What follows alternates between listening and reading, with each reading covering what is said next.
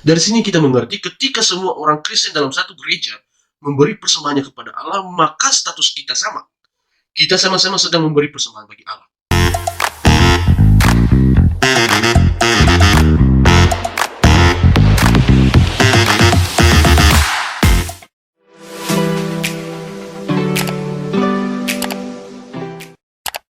Shalom, selamat datang kembali dalam channel ini.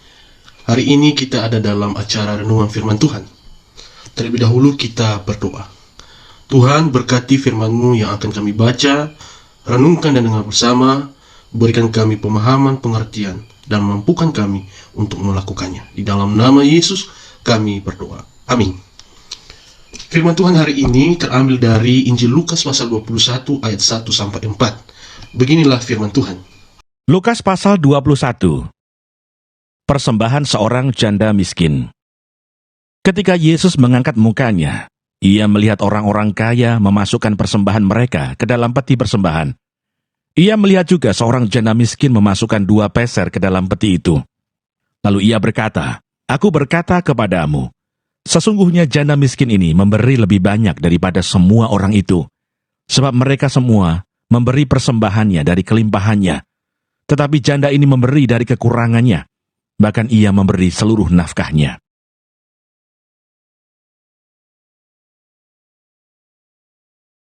Tema renungan firman Tuhan hari ini yaitu pemahaman yang benar dalam memberi persembahan. Pembahasan tentang persembahan merupakan hal yang sangat sensitif untuk dibicarakan di dalam gereja, karena ini menyangkut tentang uang. Tetapi pada kesempatan ini saya mengajak kita bersama supaya memiliki pemahaman yang benar dalam memberi persembahan. Berdasarkan teks Lukas pasal 21 ayat 1-4 ada 3 pertanyaan yang patut kita ajukan dalam bagian ini. Yang pertama, ada apa dengan persembahan seorang janda miskin? Yang kedua, apa tanggapan Tuhan Yesus terhadap persembahan janda miskin dan persembahan orang kaya? Ketiga, apa pembelajaran bagi orang percaya tentang hal memberi persembahan? Mari kita bahas dan temukan jawabannya sebagai berikut. Pertanyaan pertama, ada apa dengan persembahan seorang janda miskin? Untuk menjawab pertanyaan ini ada 2 kata kunci yang memberi pemahaman bagi kita, yaitu persembahan dan janda miskin. Tentang persembahan dalam Alkitab Perjanjian Lama dan Perjanjian Baru menerangkan sudah menjadi hukum wajib di antara umat Allah dan orang-orang Yahudi yang dibawa kepada Allah. Persembahan itu macam-macam jenisnya, seperti hasil tani, hasil ternak, dan uang. Kejadian pasal 4 ayat 2-4. Lukas pasal 21 ayat 1-2. Biasanya orang Yahudi membawa masuk persembahannya ke rumah Tuhan atau bait suci. Dapat kita baca dalam Nehemia pasal 10 ayat 37. Dalam PB kita juga menemukan jenis persembahan dengan makna melukiskan. Efesus 5 ayat 2. Dan Roma 12 ayat 1. Sementara tentang janda, mengutip tulisan F.X. Didi Bagiowinadi PR, bila mendengar status seorang sebagai janda, biasanya kita masih mencari tahu janda mati atau janda cerai. Kata Ibrani untuk janda adalah almana, dan kata Yunani-nya adalah cera. Dalam penggunaan umum kata Yunani cera memiliki akar kata yang bermakna ditinggalkan, tertinggal, kosong. Sementara makna almana lebih melukiskan seorang wanita yang kehilangan dukungan sosial ekonomi karena kematian suaminya. Seorang janda memiliki status sosial yang lemah, terlebih bila dia tidak memiliki keturunan. Oleh sebab itu, janda miskin yang diceritakan dalam Lukas 21 ayat 1-4 dapat dikategorikan janda ditinggal mati oleh suaminya sehingga mengakibatkan kehilangan pelindung dan penopang ekonomi. Keterangan lain tentang janda dalam Alkitab masih banyak lagi, misalnya janda yang ditinggal bersama keluarganya, janda muda dianjurkan menikah lagi, dan ada janda yang dihormati dan disantuni jemaat oleh karena mereka memilih setia kepada Allah dan tidak mau menikah lagi. Pertanyaan kedua, apa tanggapan Tuhan Yesus terhadap persembahan janda miskin dan persembahan orang kaya? Pada Lukas 21 ayat 1 memberi keterangan kepada kita kalau Yesus sedang memperhatikan orang-orang yang sedang memberi persembahan mereka ke dalam peti persembahan di bait suci. 2 golongan orang yang memberi persembahannya pada waktu itu. Pertama, golongan orang-orang kaya yang memberi persembahannya dalam jumlah besar, dapat kita baca dalam Markus pasal 12 ayat 4. Kedua, seorang janda miskin yang memberi persembahannya dengan nilai sedikit, yaitu 2 peser atau 1 duit. Peser adalah nama mata uang tembaga Yahudi yang beredar di Palestina. Nilainya sangat kecil dan rendah, sama dengan setengah duit. Menurut informasi, nilai persembahan janda miskin itu jika dirupiahkan kurang lebih 3.250 saja. Sampai di sini saya tidak melihat ada kesalahan dari dua golongan orang tadi yang memberi persembahannya di Bait Allah.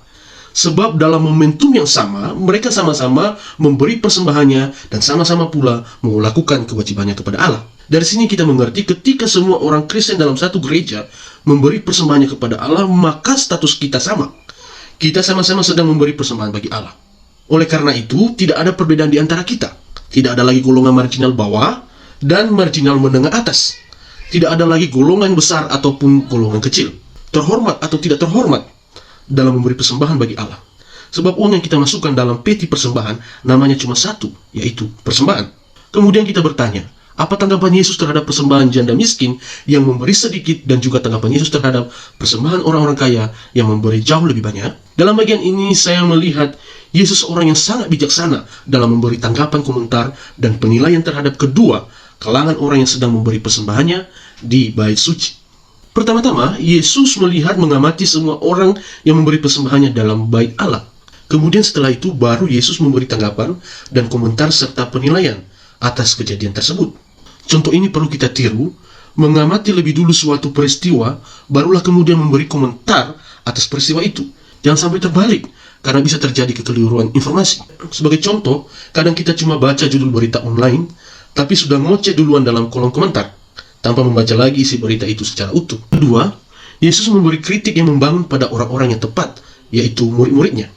Kita dapat membaca dalam Markus 12 ayat 43. Tuhan Yesus memberi kritik yang membangun kepada orang yang tepat, karena ia tahu membicarakan kepada murid-muridnya tentang persembahan yang benar, gampang untuk dipahami, dimengerti, dan dilakukan, ketimbang memberitahunya kepada orang-orang duniawi yang mementingkan ego. Coba aja kalau kritik pedas itu Yesus sampaikan kepada orang-orang berduit super angku yang tinggal dalam gereja saat ini, maka dapat dipastikan orang-orang kaya super angku itu auto pada tersinggung dan malas masuk gereja. Pada Lukas pasal 21 ayat 3-4, kita menemukan jawaban dari Tuhan Yesus tentang sikap yang benar dalam memberi persembahan. Tampaknya Tuhan Yesus memberi pujian pada sikap seorang janda yang memberi persembahannya dalam peti di bait Allah. Sementara orang-orang kaya yang memberi persembahannya kurang mendapat pujian di hati Yesus. Mengapa demikian? Pertama, janda miskin itu memberi persembahannya dengan motivasi yang benar. Ia memberi persembahan yang nilainya sedikit itu bagi kemuliaan Allah. Sementara orang-orang kaya memberi persembahannya dengan jumlah banyak tersebut memiliki maksud-maksud lain, yaitu supaya mendapat pujian dan pengakuan dari orang-orang yang melihat mereka. Sehingga orang-orang yang menyaksikan itu berkata, sungguh mulia dan sungguh terhormat yang diperbuat oleh orang-orang kaya itu. Istilah sekarang dapat disebut pamer kemewahan dalam gereja. Ingat ini, praktek pamer kemewahan dalam rumah Tuhan merupakan sikap tidak terpuji di hadapan Tuhan. Kedua, Tuhan Yesus sangat menghargai setiap persembahan yang umatnya berikan, bukan soal nilai besar kecilnya. Perhatikan saja perkataan Tuhan Yesus yang menyebut orang-orang kaya ini memberi persembahannya dari kelimpahannya. Tetapi dari sudut pandang lain, Yesus membenarkan juga kalau janda miskin itu memberi persembahannya dari kekurangannya, dan bahkan ia memberi seluruh nafkahnya. Apa arti dari pernyataan Yesus ini?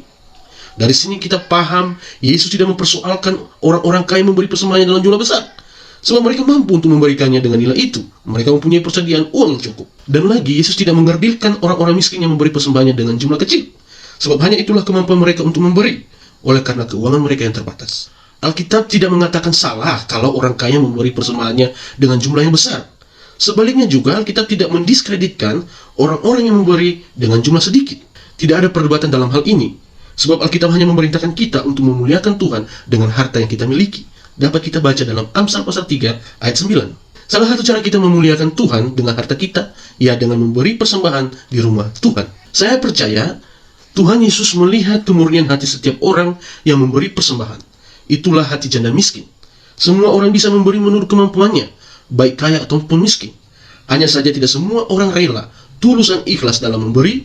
Itulah kenapa Yesus mengkritisi orang-orang kaya yang memberi persembahannya, sebab mereka hanya bisa memberi, tetapi berat untuk mengikhlaskannya. Pertanyaan ketiga, apa pembelajaran bagi orang-orang percaya tentang hal memberi persembahan?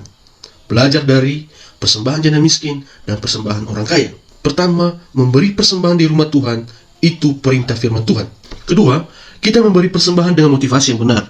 Kita memberi persembahan untuk kemuliaan nama Tuhan, tanpa ada maksud-maksud lain. Saat kita memberi persembahan, kita harus menyadari bahwa Tuhan Yesus sudah lebih dulu memberi persembahan yang tak ternilai bagi kita, yaitu anugerah keselamatan. Melalui pengorbanan di atas kayu salib, mengingatkan kita kalau apa yang kita persembahkan baginya tidak sebanding dengan apa yang Ia perbuat untuk hidup kita. Ketiga, kontribusi kita saat memberi persembahan sangat berarti bagi pekerjaan Tuhan. Kita memberi persembahan harus rela hati, tulus dan ikhlas, maka percayalah persembahan yang demikian diterima dan harum bagi Tuhan. Dapat kita baca dalam 2 Korintus pasal 9 ayat 7. Demikian firman Tuhan. Tuhan memberkati kita. Shalom.